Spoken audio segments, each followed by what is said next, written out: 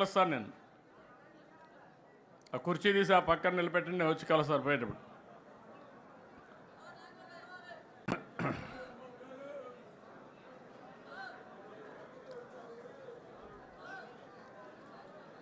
ఇన్నయ్య అడిగిరా, మరీ అతిలుగా తయారవుతారు. సమయం సందర్భం కూడా ఆలోచించుకోవాలి వ్యక్తులు కూడా. ఈరోజు ఒక శుభ సందర్భంలో మనం రాష్ట్రం అంతా ఒక మెసేజ్ ఇవ్వాలనుకున్నప్పుడు మీరు కాగితాలు ఇచ్చారు, అన్ని కాగితాలు తీసుకున్నాం, ఆ పనే చేస్తాం, మళ్ళీ చేస్తాం. కానీ అందరూ ఈరోజు కార్యకర్తల సమావేశంలో మీరు ఒకటి గుర్తుపెట్టుకోవాల్సింది, నా దగ్గర కాగితాలు ఇస్తే పదవులు రావు, కానీ క్షేత్రస్థాయిలో పనిచేస్తేనే మీకు పదవులు వస్తాయి, గుర్తింపులు వస్తాయి. మళ్ళీ ఒకసారి చెప్తున్నా, నేను ఆ విషయంలో మీరు అందరూ గుర్తుపెట్టుకోవాల్సిన అవసరం. ఇంకా మనకు ఏదో కాగితం ఇస్తే పదవి వస్తుందని ఆలోచన చేస్తున్నారు, కానీ వేదిక పైనున్న ఏ నాయకుడు చెప్పినా, రాష్ట్రంలో ఏ నాయకుడు చెప్పినా నేనింటా. నిర్ణయం మాత్రం మీ పని మీదనే ఆధారపడుతుందని మరొకసారి విజ్ఞప్తి చేస్తున్నా. ఒకప్పుడు మనం ఒకసారి ఆలోచిస్తే ఈ పార్టీకి మనందరం వారసులం. ఈ విషయం మీరందరూ గుర్తుపెట్టుకోవాల్సిన అవసరం ఉంది. నేను కూడా ఈ పార్టీకి ఒక అధ్యక్షుడిని, ఒక టీం లీడర్ని మాత్రమే. నా ఆలోచన తెలుగుదేశం పార్టీ శాశ్వతంగా ఉండాలి. తెలుగువారున్నంత వరకు తెలుగువారి కోసం తెలుగుదేశం పార్టీ ఉంటుంది. దాంట్లో ఏమాత్రం అనుమానం లేదు. మనందరం వారసులం మాత్రమే, కానీ పెత్తందారులు మాత్రం కాదు. ప్రతి ఒక్క కార్యకర్తకు న్యాయం చేసి తిరిగి ఈ సాంప్రదాయాన్ని భావితరాలకు అందించవలసిన బాధ్యత మనందరిపైన ఉందని చెప్పి మరొకసారి విజ్ఞప్తి చేస్తున్నా. అందుకే మీరు ఒక్కసారి చూస్తే ఎన్నో పార్టీలు వచ్చాయి. చాలా పార్టీలు ఎప్పటికప్పుడు కనుమరుగయ్యే పరిస్థితి కూడా వచ్చింది. కానీ అన్ని రాజకీయ పార్టీల కంటే తెలుగుదేశం పార్టీ భిన్నంగా పనిచేశాం. మీరు ఒక విషయం గుర్తుపెట్టుకోవాలి, తెలుగుదేశం పార్టీని లేకుండా చేస్తామని చాలామంది ప్రయత్నం చేశారు, కానీ ప్రయత్నం చేసిన వ్యక్తులు కాలగర్భంలో కలిసిపోయారు. ఎవ్వరూ తెలుగుదేశం పార్టీని ఏమీ చేయలేకపోయారు. ముహూర్త బలం చాలా గొప్పది. అదే మాదిరిగా తెలుగుదేశం పార్టీ సంకల్పం కూడా చాలా గొప్పదని చెప్పి కూడా నేను మీకు తెలియజేస్తున్నా. ఇంకొక శతాబ్దం కాదు, ఒకప్పుడు చెప్పుకునేవారు ఏదైతే గుప్తుల నాటి స్వర్ణ యుగమని, చరిత్రలో తెలుగుదేశం నాటి స్వర్ణ యుగం అని చెప్పుకునే రోజులు శాశ్వతంగా వస్తాయని కూడా మీ అందరికీ విజ్ఞప్తి చేస్తున్నా. 4 దశాబ్దాలు, 43 సంవత్సరాలు, ఎన్నో సంక్షోభాలు వచ్చాయి. ప్రతి ఒక్క సంక్షోభాన్ని అవకాశంగా తీసుకున్నాం. అదే సమయంలో ఎన్నో సవాళ్లు అధిగమించాం. దానికి కారణం వేదిక పైనుండే వాళ్ళకంటే వేదిక కింద నుండే కార్యకర్తలే ముఖ్యం అని చెప్పి కూడా మీకు తెలియజేస్తున్నా. అందుకని పార్టీని ప్రాణంగా బతికే పసుపు సైనికులందరికీ నా అభినందనలు. మనస్ఫూర్తిగా పాదాభివందనం చేస్తున్నా. మీ అందరికీ సెల్యూట్ చేస్తున్నా.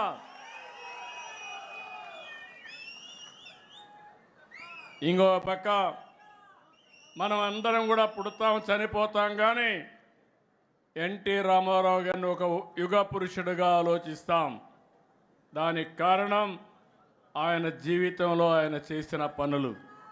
ఈరోజు నేను పిలిపిస్తున్నాను, తెలుగుదేశం పార్టీ కూడా ప్రజల జీవితాలని ప్రభావితం చేసే విధంగా ముందుకు పోవాల్సిన అవసరం ఉంది. ఎవరైనా చరిత్ర తిరగరాస్తే తెలుగుదేశం పార్టీ ఆవిర్భావానికంటే ముందు, తెలుగుదేశం పార్టీ ఆవిర్భావం తర్వాత అని చరిత్ర రాసే పరిస్థితి తీసుకొద్దాం. మీరందరూ గుర్తుపెట్టుకోవాలి, ప్రతి ఒక్క కార్యకర్తకు గుండెల్లో ఉండవలసిన అవసరం ఉంది. తెలుగువారి ఆత్మగౌరవం కోసం పుట్టిన పార్టీ తెలుగుదేశం పార్టీ. తెలుగు వారిని అభివృద్ధి పందాన్ని నడిపించే పార్టీ తెలుగుదేశం పార్టీ. తెలుగువారి ఆత్మవిశ్వాసాన్ని చాటిన జెండా, తెలుగు వారికి ప్రపంచవ్యాప్తంగా గుర్తింపు తెచ్చిన జెండా, ఆడపడుతులకు అండగా నిలిచిన జెండా, రైతుల కన్నీరు తుడిచిన వెన్నంటే ఉన్న జెండా, సామాజిక న్యాయం చేస్తున్న జెండా, భావితరాల భవిష్యత్తుకు అండగా నిలిచే జెండా, అదే మన పసుపు జెండా. పసుపు జెండాకు ఒక విశిష్టత ఉంది. తమిళు అన్ని జెండాలు చూడండి, మన జెండా చూడండి. మన జెండాకు ఒక అర్థం ఉంది. అన్నదాతలకు అండగా ఉండాలని నాగలి, కార్మికులకు ప్రగతికి, పారిశ్రామిక ప్రగతికి చిహ్నంగా చక్రం, నిరుపేదలకు నీడ అందించడానికి గుడిస, ఇల్లు. ఏ సింబల్లైనా ఏ జెండాలైనా ఉన్నాయా తమ్ముళ్ళు అని మిమ్మల్ని అడుగుతున్నా. అది మన నాయకుడి యొక్క విజన్. అదే అందరికంటే విభిన్నమైన వ్యక్తి యుగ పురుషుడు నందమూరి తారక రామారావు. అందుకని మిమ్మల్ని అందరినీ చెప్తున్నా, అలాంటి వారసత్వానికి మనం వారసులం.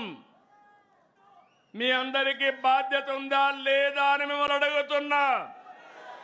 భావితరాలకు అందించాలా లేదా అని మిమ్మల్ని అడుగుతున్నా. ఈరోజు మనం ఒక్కసారి చూసుకున్నప్పుడు 43 సంవత్సరాలు గడిచిపోయినాయి, కానీ ఎన్నో చరిత్రలు సృష్టించాం. ఈరోజు మళ్ళా మీరు ఒకసారి చూస్తే మనం వచ్చిన తర్వాత ఎస్సీలకు కానీ, ఎస్టీలకు కానీ, బీసీలకు కానీ, మైనారిటీ వర్గాలకు రాజకీయ అధికారం ఇచ్చిన పార్టీ తెలుగుదేశం పార్టీ. ఇంకో పక్క మీరు ఒకసారి చూస్తే ఒకప్పుడు బీసీలంటే లెక్కలేనితనం ఉండేది, రాజకీయ గుర్తింపు ఉండేది కాదు. ఈరోజు సమాజంలో బీసీ అంటే సమాజానికే వెన్నెముగ్గా గుర్తించిన పార్టీ తెలుగుదేశం పార్టీ. అందుకని తెలుగుదేశం పార్టీ వెనుకబడిన వర్గాలకు రుణపడి ఉంది. వాళ్ళని ఆర్థికంగా, రాజకీయంగా, సామాజికంగా పైకి తేవలసిన బాధ్యత తెలుగుదేశం పార్టీ పైన ఉందని చెప్పి కూడా నేను మీకు తెలియజేస్తున్నా. ఇంకో పక్క మీరు ఒకసారి ఆలోచిస్తే ఎక్కడికక్కడ సోషల్ రీఇంజనీరింగ్ చేసిన పార్టీ తెలుగుదేశం పార్టీ. మొన్న మీరు చూశారు, ఎన్నికలు వచ్చాయి. ఎన్నికలు వస్తే అన్ని వర్గాలకు, అన్ని కులాలకు రాజ్యాధికారంలో భాగస్వాములు చేస్తూ ఎమ్మెల్యేలుగా, ఎంపీలుగా సీట్లు ఇచ్చామంటే అది తెలుగుదేశం పార్టీ చూపించిన చొరవ. భవిష్యత్తులో కూడా నేను హామీ ఇస్తున్నాను, ఏ కులం కూడా మాకు అన్యాయం జరిగింది అనకుండా అందరికీ న్యాయం చేసే ఏకైక పార్టీ, ఏకైక జెండా తెలుగుదేశం పార్టీ జెండా. మొన్ననే మీరు చూస్తే ఒక సామాజిక న్యాయం కోసం నేను 96లో ఎస్సీ వర్గాల్లో ఏబిసిడి కేటగరైజేషన్ కావాలంటే ఆ రోజు ఆలోచించి మాదిగలకు కూడా ప్రాధాన్యత ఇవ్వాలి, ఎవరికి అన్యాయం జరగడానికి వీలు లేదని కేటగరైజేషన్ నాంది పలికాం. అది ఇక్కడ అక్కడ తిరిగి సుప్రీంకోర్టు వరకు వెళ్ళి కొన్ని రోజులు అనుభవించిన తర్వాత కొట్టేస్తే ఆ రోజు ముఖ్యమంత్రిగా చేసిన చట్టాన్ని మళ్ళీ దేశానికి ఆదర్శంగా కేటగరైజేషన్ చేసే అధికారం తెలుగుదేశం పార్టీకి వచ్చిందంటే ఇది ఒక చరిత్ర. ఎప్పుడు కూడా మనం ఒకటే ఆలోచిస్తున్నాం, ఏ కొద్ది మందో బాగుంటే కరెక్ట్ కాదు. సమాజంలో అందరూ బాగుండాలి. అందరి హితం కోసం తెలుగుదేశం పార్టీ పనిచేయాలి. పేదవాళ్ళకు అండగా ఉండాలి. అలాంటి స్ఫూర్తితోనే మనం ముందుకు పోతున్నాం. ఈరోజు నేను మిమ్మల్ని అందరినీ అభినందిస్తున్నాను. ఎన్టీ రామారావు గారు చైతన్య రథం ఎక్కి వీధుల మీద పడితే గ్రామాలకు వస్తే 9 నెలలు రాత్రింబగళ్ళు పనిచేసిన కార్యకర్తల్ని అభినందిస్తున్నాను. వస్తున్నా మీకోసం. నేను రాష్ట్రంలో తిరిగితే 208 రోజులు 2817 కిలోమీటర్లు ఎట్లా చేశానో నాకే తెలియదు. కానీ నాకు అండగా నిలిచిన నా పార్టీ కుటుంబ సభ్యులకి అభినందనలు. యువగళం పేరుతో లోకేష్ గారు 226 రోజులు 3112 కిలోమీటర్లు 2024 అధికారంలోకి రావడానికి దోహదం చేసిన యువగళానికి నీరాజనాలు పలికింది కూడా మీరందరూ. ఈరోజు తెలుగుదేశం పార్టీ ఒక్క విషయం మీరందరూ గుర్తుపెట్టుకోవాల్సిన అవసరం ఉంది. ఇది ఒక ప్రాంతీయ పార్టీనే కాదు, జాతీయ భావాలుండే దేశభక్తి కలిగిన పార్టీ తెలుగుదేశం పార్టీ. ఎవరికి అవకాశాలు రావు, మనకు అవకాశాలు వచ్చాయి. నేషనల్ ఫ్రంట్ ఏర్పాటు చేసి ప్రత్యామ్నాయ గవర్నమెంట్ ఏర్పాటు చేసిన వ్యక్తి నందమూరి తారక రామారావు గారు. యునైటెడ్ ఫ్రంట్ ఏర్పాటు చేసిన పార్టీ తెలుగుదేశం పార్టీ. 2 గవర్నమెంట్లో మీరు ఒకసారి చూస్తే ఎన్డీఏ 1 and 2 కానీ వాజ్పేయి గారి పీరియడ్లో, మళ్ళీ ఈరోజు కూడా కేంద్రంలో కీలక పాత్ర పోషించే పార్టీ తెలుగుదేశం పార్టీ. దేశంలో ఎవరికి దక్కని అవకాశం పార్లమెంట్లో ప్రధాన ప్రతిపక్షంగా పనిచేసిన పార్టీ తెలుగుదేశం పార్టీ అని చెప్పి నేను మీకు తెలియజేస్తున్నా. ఇవన్నీ చూసినప్పుడు నేను ఒకటే మిమ్మల్ని అందరినీ కోరుతున్నాను. ఎన్నో కార్యక్రమాలు చేశాం.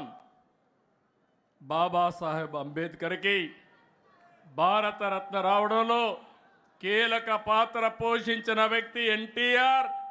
ఆ రోజు నేషనల్ ఫ్రంట్లో అని చెప్పి కూడా నేను మీకు తెలియజేస్తున్నా. అభివృద్ధిలో మీరు చూస్తే 99లో ఏదైతే గోల్డెన్ క్వాడ్రిలేటరల్ రోడ్డు ఉందో ఆ రోడ్డుకు నాంది పలికిన పార్టీ తెలుగుదేశం పార్టీ. విద్యుత్ సంస్కరణలు తెచ్చిన పార్టీ తెలుగుదేశం పార్టీ. ఇన్ఫ్రాస్ట్రక్చర్లో మీరు చూస్తే